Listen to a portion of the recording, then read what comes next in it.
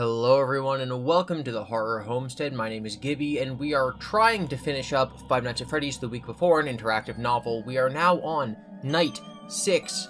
I know we're going to have to do the whole thing again with a bonus item, but this is kind of the ending, I guess. So we're going to see what happens when you do a 5 Nights at Freddy's. I will say, obviously, we're at the point in the story where we have to tell ourselves the path we're on, the non-bonus item playthrough, is obviously not canon. Phone Guy dies on night 4 in the original story. Phone Guy does not have this conversation with Browen and do all this stuff where he, learns that the animatronics are haunted, because in FNAF 1, he doesn't know the animatronics are haunted. So we're gonna have to see how they try to either make this canon with the second playthrough, or if these books actually aren't real. Alright, so let's go. Management approved your request for overtime without asking any questions. They let you know they're still looking for your replacement, as there hasn't been any responses to their advertisement yet. We'll see how it goes tonight, you tell them. If you fail tonight, they won't need a night watchman, and they'll have a much bigger problem on their hands. If you succeed, management won't be so enthusiastic about welcoming you back. You check the cameras like you always do. Freddy, Bonnie, Chica, and Foxy are where they're supposed to be, and they're staying put. That alone seems suspicious, especially after they were so active last night. Maybe they're tired, you laugh. If you believe Browen Light, the animatronics are storing up all the power they can before they leave the restaurant. In that case, you should head out now while they're dormant. You've already consulted with your friend Dave. What? Wait, Dave in maintenance? That Dave is William. Wait, hold the phone guy for a second. There's Dave Miller in the Silver Ice trilogy is William's disguise, where he's pretending to be a security guard at Freddy's, and then it turns out that he's him. Dave, as we have learned in the last week or so, shout out to Hyperdroid, is the name of the crying child in FNAF 4. In Into the Pit, there's this heavy implication that one of the maintenance people is William. Obviously, that's Into the Pit isn't canon, but this Dave from maintenance could be a different Dave, or could actually be William. That's kind of crazy, because my theory would be that he's already spring-trapped behind a wall. So again, we'll have to see whether or not the story's canon by the time we reach the end of it. Also, it could literally just be that a guy's name is Dave, you know, some people are named Dave. You can't just switch off the power from the breaker room this time, because the charging platforms are on their own power supply with a backup generator. So you have to find some way to disrupt them. The fastest way to the stage is through the West Hall. But if the animatronics realize what you're doing, the safest way is through the vents. Alright, so you can get into the ventilation shaft. Every time I read the phrase ventilation shaft, I just think of the Phantom Menace. They've gone up the ventilation shaft. If you take the direct route to the dining area, if you watch the cameras and wait a while. Are those the only options? Yes. Okay. We are going to watch the cameras, because this is 5 Freddys at nighttime. You decide to wait a little longer and watch the animatronics before you sabotage the restaurant. Browen might have been telling the truth, but her suspicions could be wrong. You alternate between the cameras for the show stage and Pirate's Cove. After 2 hours, none of the animatronics have so much as moved. You guess this is what the job would be like if the animatronics didn't roam around at night. It's kinda boring. You're again starting to think that perhaps you imagined everything this week. The best evidence that Freddy, Bonnie, Chica, and Foxy didn't really try to kill you is the fact that you're still here. What chance would you have against all 4 of them? You're just one person, without a weapon. If the animatronics aren't a threat tonight, then you should keep an eye out for intruders. You click through the other cameras, but everything is quiet, the way it's supposed to be. You yawn. You click back to the show stage, and suddenly you're wide awake. Freddy's gone. Where did he go, though? You didn't see him on any of the cameras just now. You cycle through them again. No sign of Freddy. You listen. You can't hear his creepy music either. You click back on the show stage. Now Bonnie's gone. Oh no, they aren't coming after you, which means they've left. You're too late. Game over. Alright, so we can't just watch the cameras. Let's take a direct route to the dining area. Let's go. You turn on the lights in the West Hall to check for Bonnie before you peer out the door, but the way looks clear. You even check the supply closet camera to be extra sure, though all animatronics are still on the stage. Then you walk cautiously down the West Hall toward the dining area, stopping and listening every few feet. Nothing. Your experiences this week have conditioned you to fear the worst, to jump at every sound and shadow. By the time you get to the dining area and see Freddy, Bonnie, and Chica in their usual positions with no sign of movement, you're starting to feel a little silly about it all. Well, let's get this over with. I don't know why I made Ralph Southern. Well, let's get this over with, you say. Your voice echoes in the empty space. You watch the animatronics, but they don't react to your presence at all. It's hard to believe they could be planning to escape the restaurant. Where would they go? What's their goal? You walk around the stage to the access panel near the back. This is where the staff selects the songs the trio performs. The lights, sound, and choreography are programmed for each of their 30-something musical numbers, but there are manual overrides in case something happens. You should be able to use it to manage their power usage. There's also a hatch beside the panel that opens into the crawl space under the stage. So access panel to change their batteries, or crawl space to disconnect them. I think if you start changing their performance stuff, they're going to notice you're there, so you should turn off the power first. This just makes it so they can't charge themselves. Browen said you had to get under the stage. You have to trust that she knows something you don't. That's why you're here in the first place. You crouch in front of the corrugated metal hatch in the floor and place your fingertips on it. You feel a slight vibration and heavy footsteps moving fast. Alarmed, you glance up at the stage, but the animatronics are still there. Then what? The answer comes to you even before you turn and see him barreling toward you. Foxy. Browen didn't mention him, and of course his charging platform is over in Pirate Cove. He's in even rougher shape than usual after last night's attempt to kill you, and you suspect that he isn't part of tonight's escape plan. Really? You think they're leaving without Foxy? He might be feeling bitter about that. He might want to take revenge on you. Or maybe he just wants to help the other animatronics realize their hopes and dreams. There's nowhere to run, so in a desperate attempt to stop Foxy, you yank open the access panel and turn the key inside to switch on the animatronics. You stab the song select button a couple of times to choose a performance, but all that happens is Freddy, Bonnie, and Chica turn their heads to observe what Foxy does to you. Game over. Okay. We're going to see what happens if you take the ventilation shaft. Okay, so we're going to open the access panel. You should be able to tell whether anything is wrong with the charging platforms by checking the access panel. If something is amiss that can't be adjusted from the manual controls, you'll crawl under the stage like Browen suggested. As soon as you flip open the door on the access panel, Freddy Fazbear's head whips in your direction. You're so surprised, you yelp and backpedal away from the stage. Freddy's eyes glow as he stares down at you. He steps to the edge and hops down to the floor.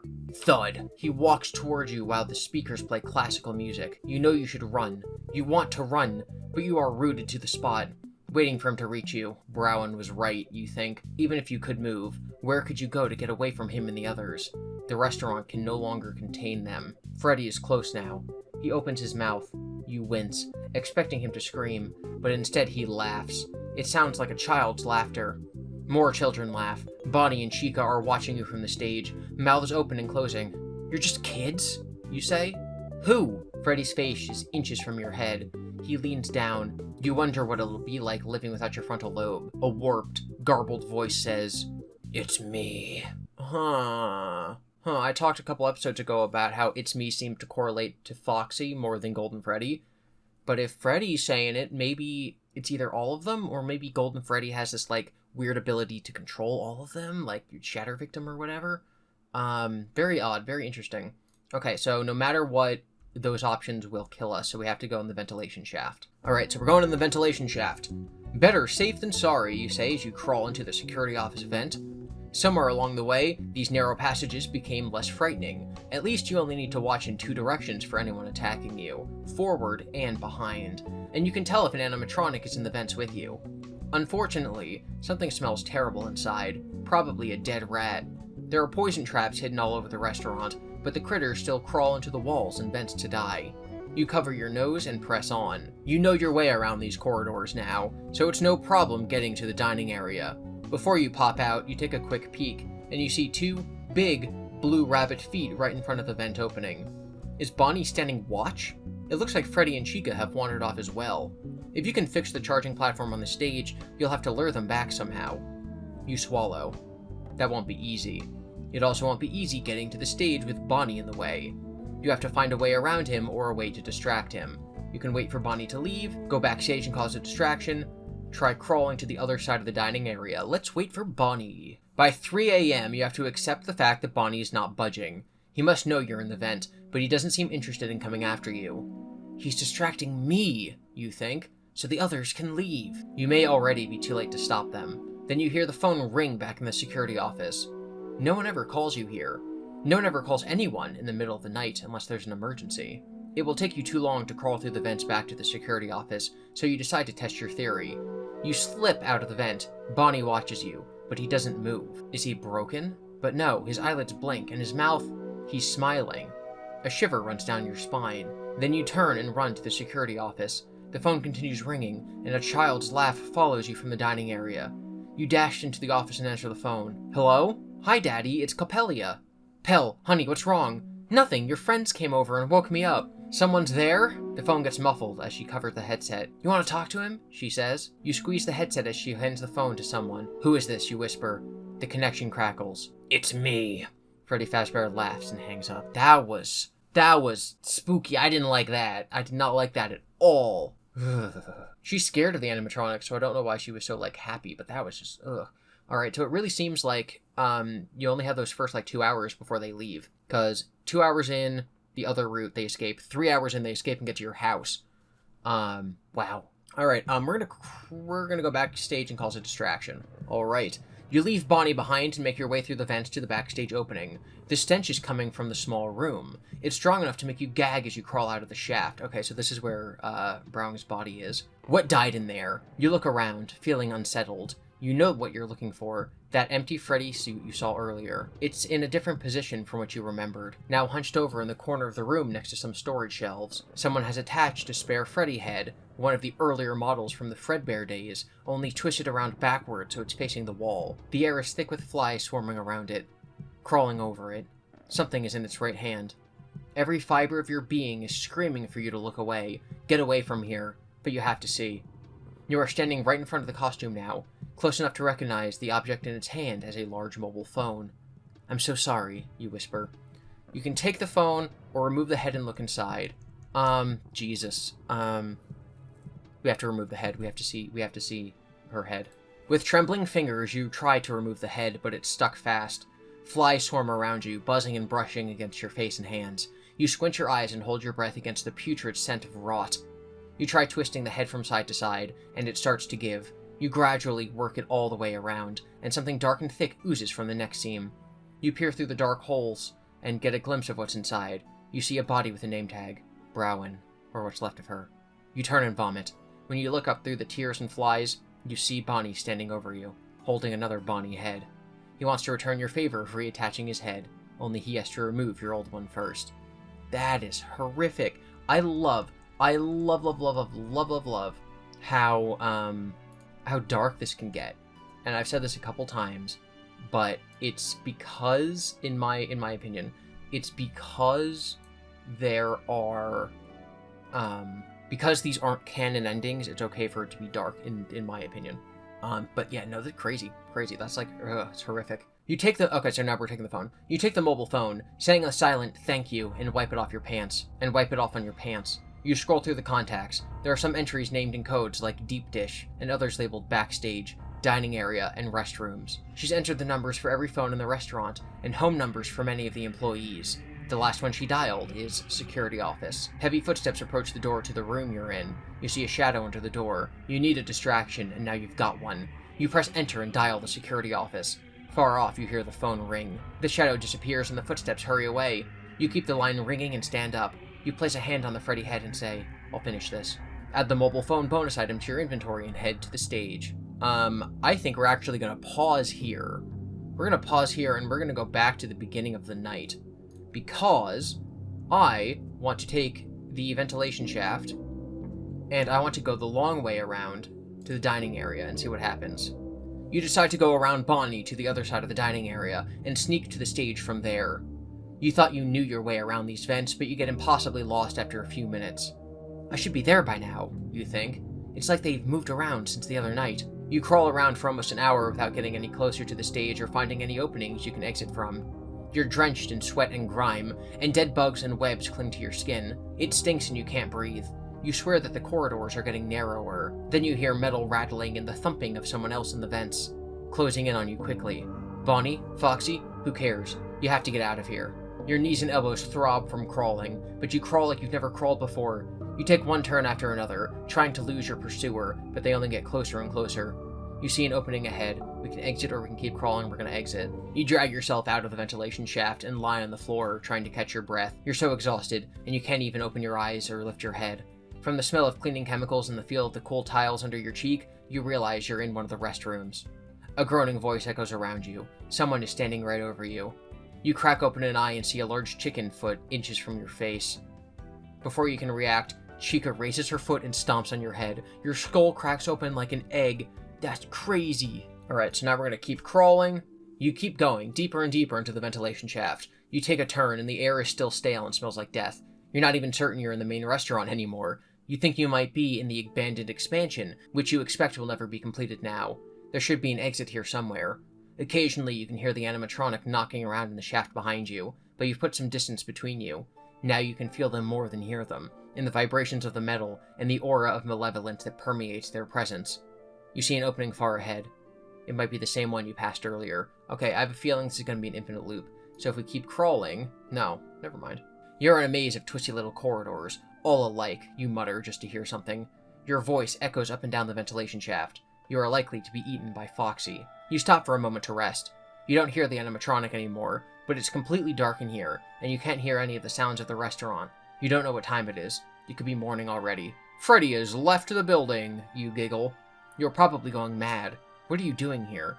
You had something to do, but you're already having trouble remembering. It was my last week before retirement, you say bitterly. I was out, but they pulled me back in. The stage! You have to get to the stage!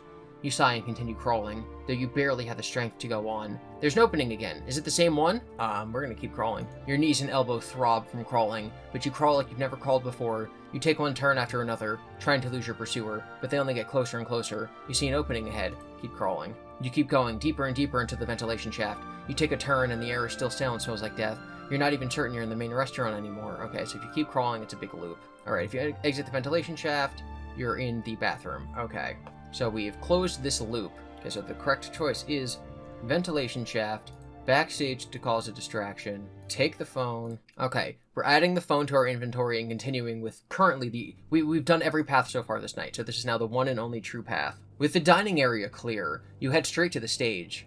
Browen said you needed to get under it to fix the charging platform. You get to the hatch for the crawl space and climb inside, closing it over your head. Thick power cables snake out of the switch box for the charging platform, more than there should be, and they probably shouldn't be sparking like that.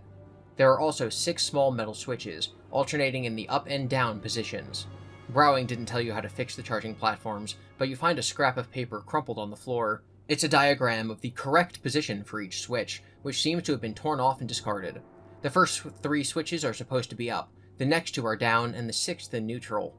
You restore all the switches to their original settings, but of course nothing happens. This isn't going to stop the animatronics. They're already powered up, so you need to short them out or drain their batteries back to normal. You can flip all the switches up, you can flip all the switches down, those are the options. I'm saying up, we're gonna blow them up. Let's blow up the chicas. Hoping to overload the animatronics, you flip all 6 switches to the up position. The switch box hums and gets warm to the touch, and blue electricity arcs from the cables to every metal surface in the crawl space. From below, the charging platform sparks and buzzes dangerously. You clamber out of the crawl space and slam the hatch shut. The lights in the dining area flicker. You may not have much time before you blow every fuse in the place. How are you going to get the animatronics back up on that stage? If you get up on the stage and make noise, do here. If you go to the access panel and start up a show.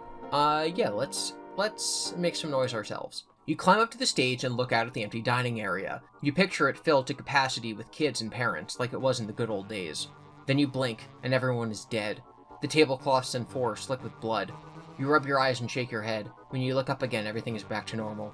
I have a bad feeling about this, you say, because you're Han Solo, apparently. Also, it's hydration time. I don't want everyone to just stop and drink water. I want everyone to stop and think about the reasons for why they drink water. Are you doing it to feel better, so you don't have a headache, so you can run for longer, just so that you don't feel the weight of crushing time passing by you as you think about the last time you actually drank some pure water and realize it's been way too long? Come and get me, you call out. Bonnie, Chica, Freddy! But they don't come. Maybe they see through your ruse, or they've already left the building. You laugh. After all this time, a week of sneaking around, making as little noise as possible. The moment you become an easy target, they're nowhere to be found. You sit on the edge of the stage, kicking your legs against it. It's almost 6 a.m. You survived yet another night. You're going to go home and grab Capellia and get out of town as far as you can go, farther than the animatronics can travel, even if they manage to recharge. A shadow moves, slipping from Pirate's Cove. You forgot about Foxy, but he didn't forget about you. Game over. We're gonna go through the ventilation shaft, then we're gonna go to the backstage area, then we're gonna go and take the phone, then we're gonna keep going and add the phone to our inventory, then we're gonna go and flip all the switches up, then we're gonna go and we're gonna go to the access panel to start a show. You hurry over to the access panel and open it. Inside is a small green LCD screen, a number pad, and a silver lock with a silver key already inside. That's a security issue. You turn the key and the stage lights come up, brighter than usual because of all the juice flowing into them. Energy crackles along the charging pads, but you hope the animatronics don't notice. There's supposed to be a manual with a list of codes for songs and other commands, but you don't know where it is, so you punch in some random numbers until music starts playing. It's an upbeat number with lots of bass. That should make Bonnie happy. The phrase 44, power up your life, appears on the display. One of your favorites. This does not appear to be a real thing. The recorded announcer introduces the animatronics on the stage, and they come. Unable to resist their programming, Freddy, Bonnie, and Chica take their places. As soon as they step onto their charging platforms, their limbs go rigid and they start shaking and smoking. Their eyes light up and explode, showering the stage with sparks. They scream. Then the lights go out and fall silent. The animatronics slump, heads down, arms slack, puppets with their strings cut. Their fur is scorched and the smoky dining area smells like burned barbecue. Sadness watches over you. Freddy, Bonnie, and Chica are dead. You succeeded in stopping them, but you failed your promise to protect them. Go home. We're gonna go home and Foxy's gonna kill us, 100%. It's still only 4 a.m., but you don't see the point in sticking around Freddy Fazbear's Pizza, and you can't wait to get home to see your daughter. When you get there, all the lights are on in your house, and Coppelia is waiting for you on the couch in the living room. Hey, what are you doing up, kiddo? You sit next to her and sink into the cushions. You didn't realize how tired you are and how much your body aches until now. You feel like you haven't stopped moving all night, all week. You've been running on adrenaline so long, it's a miracle your body hasn't completely shut down already. I had a nightmare, Coppelia says. You chuckle. Yeah, me too. 3 of them. But it's over now, she says. Yeah. Wait. Did I say 3 nightmares? I meant 4. What's wrong, Daddy? She asks. I forgot about something at work. What is Foxy going to do there, all on his own now? They're going to shut down the restaurant, this time for good. You're sure of that? That poor old pirate. Someone knocks on the door. Coppelia stands up. Who could that be? One of the best things about your job was that work never followed you home. Until now. Don't go near that door, you shout as the knocks turn into slashes that reduce the door to splinters. Foxy breaks in. I thought Foxy didn't have enough power to, go anywhere, really. You jump up and move between Foxy and Coppelia. Foxy points his hook at you and screams. Leave her alone, you shout back at him. You cast your eyes around your house for something you can use to fight back and protect your daughter. What the heck, is that Foxy the pirate? Your daughter says. Who taught you to talk like that, you say. Really, is this the time to be... She didn't even curse. We've cursed other times in this book before. Really, is this the time to be a dad? Coppelia stands beside you. I'll distract him while you sneak out the back, you whisper. She shakes her head. I'm not going without you. We can take him. With what? If you gave her the water pistol, use here. If you gave her the ballpoint pen, give here. If you gave her a different item or nothing, tap here. We gave her all of the above, so let's try them. We know the water pistols killed him before. Are those the only options? Yes. Alright, water pistol. Coppelia raises her hand and aims a gun at Foxy. You do a double take, wondering where she got it from. Then you realize it's the water pistol you gave her the other night, painted black. Try holy water, death breath. It's a line from The Lost Boys. I saw that movie 15 years ago. It has a young Kiefer Sutherland in it. It's about vampires. She pumps the trigger and water shoots out of the tip. It splashes all over Foxy's chest. Some of it gets inside through the tears in his costume. Something pops and sparks fly out. His eyes dim and he topples forward. Whoa, you say. You're a natural. But where'd you get holy water from? She rolls her eyes. It's a line from, my favorite movie ever. It's only when you hug that you feel how shaken up she is. The next morning, a representative from Fazbear Entertainment comes to collect Foxy. She hands you a bill for more than you'll earn in a year. The cost of repairing the animatronic they say you broke. What about the people we saved, you ask? That never happened, and if you say it did, you go to jail. She smiles. You could always come back to work, with a new contract and a portion of your debt deducted from each paycheck. Absolutely not, you think. I'll consider it, you say. You have your principles, and you're honestly afraid to ever return there. But you owe them a lot of money. Let's flip down all the switches. I wonder what happens if you do that. Do you just automatically lose? No. Everyone knows the best way to fix a technical problem is to reverse the polarity. You confidently flip all the switches to the down position. The room suddenly becomes very quiet as the power cuts out. You hear a mechanical kerchunk, and red lights come on.